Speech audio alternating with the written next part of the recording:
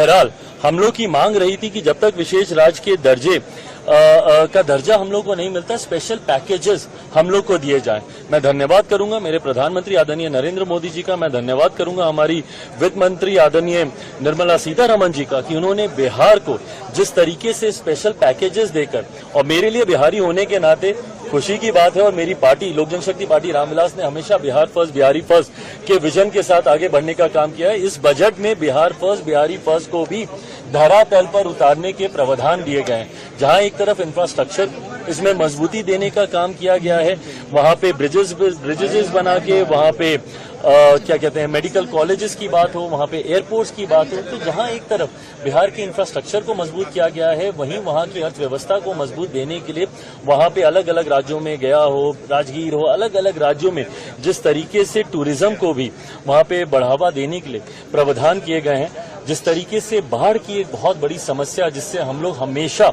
दशकों से हम लोग परेशान रहे हैं, उसके भी समाधान का जिक्र इस बजट में किया गया है। तो मैं मानता हूं बिहारियों के लिए ये बहुत खुशी की बात है और पूरी बिहार की जनता प्रधानमंत्री जी का धन्यवाद करेगी। बट ओवरऑल भी अगर इस बजट को देखा जाए तो पूरी तरीके से समावेशी बजट है। पिछले 10 सालों में भारत की अर्थव्यवस्था, एक मजबूत अर्थव्यवस्था का लाभ हमारे समाज के हर वर्ग को मिले, युवाओं को मिले, महिलाओं को मिले, किसानों को मिले, मध्य वर्ग के लोगों को मिले, इस बात का ध्यान भी इस बजट में रखा गया है। मैं मानता हूं कि एक बजट, ऐसा बजट जो युवाओं से जुड़ी सबसे बड़ी समस्या बेरोजगारी का भी जिक्र करता है। एमएसएमई सेक्टर को जिस तरीके से मजबूती देने की बात की गई है, इसमें एमएसएमई सेक्टर एक रीढ़ की हड्डी है हमारे देश की अर्थव्यवस्था को लेकर। तो मैं मानता हूं कि विकसित भारत के निर्माण में ये एक मजबूत नींव की तरह इस बजट को देखा जा सकता है। आप कह रहे हैं समावेशी बजट है, सारे सांसद जो निकले विपक्ष के वो तो कह रहे हैं आंध्रा बिहार का बजट है, ये सरकार बचाने वाला बजट है। इन लोगों को अगर अपने राज्य में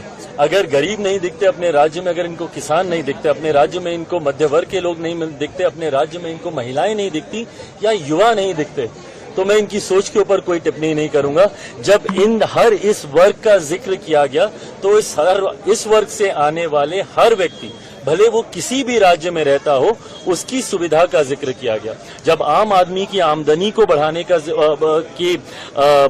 बचाव को, जो वो बचत करता है, उसको बढ़ाने का जिक्र किया, तो ये हर राज्य के व्यक्ति का जिक्र किया गया। पर अगर इसमें उनको उनके राज्य का जिक्र नहीं